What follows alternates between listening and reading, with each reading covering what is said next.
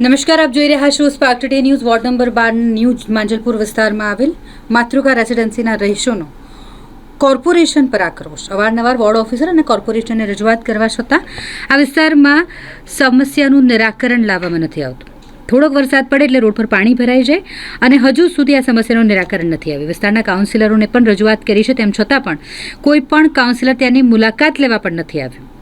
વિસ્તારમાં વરસાદ બાદ પણ પાણી એવું ને એવું જ ભરાયેલું રહે છે, જેના લીધે મચ્છરોનો ઉપદ્રવ થાય છે. પાણીમાંથી સ્કૂલના વિદ્યાર્થીઓને અવરજવર કરવી પડે છે, ગાડીઓને અવરજવર કરવામાં અડચણ થાય છે. માતૃકા રેસિડેન્સીના મુખ્ય માર્ગ પર જ પાણી ભરાઈ જાય છે.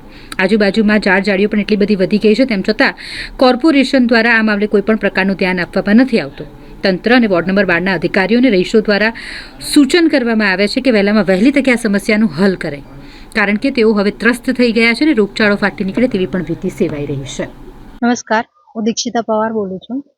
આ અમારો ન્યૂ માંજલપુર એરિયા છે, વોર્ડ નંબર 12, અને અહીંયા માતૃકા રેસિડેન્સીમાં અમે રહીએ છીએ. બિલ્ડિંગની સામે એટલું ઘણું પાણી ભરાય છે, સમજો અડધો કલાક બી વરસાદ પડે તો આખી જાણે નદી ભરાઈ જાય છે.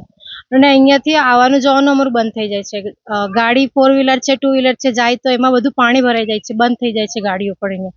અને પાણી જ્યારે ઉતરે, ઘણા વખત પછી ઉતરે તો બી ઘણો એમ કાદવ થઈ જાય છે, નાના નાના છોકરાઓ પડી જાય છે. અને આ સાઈડ થોડો અંદર આવી જાય એટલે કોઈ પાણી કચરાવાળા આવતા નથી, પછી દવા નાખવાવાળા આવતા નથી. બિલ્ડિંગ અમારા ઘરમાં એકલા કીડા, શાકભાજીવાળા પણ નહીં આવતા.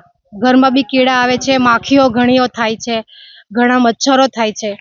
ખૂબ સમસ્યાઓ છે. અમારા બિલ્ડિંગના ભાઈઓ બધા ઘણીવાર કોર્પોરેશનની ઓફિસમાં જઈને નોંધ કરાવ્યા, ઘણીવાર એમ લોકોએ એપ્લિકેશન કરી છે, પણ કોઈ કંઈ જોવા પણ નથી આવતું. અમારી એટલી જ વિનંતી છે કે આવીને પ્લીઝ આટલો અમારો પ્રોબ્લેમ સોલ્વ કરી દો અને આ પાણી ભરાય છે એનું તાત્કાલિક કંઈ નિવારણ કરો, એટલું જ કહેવું છે. બસ.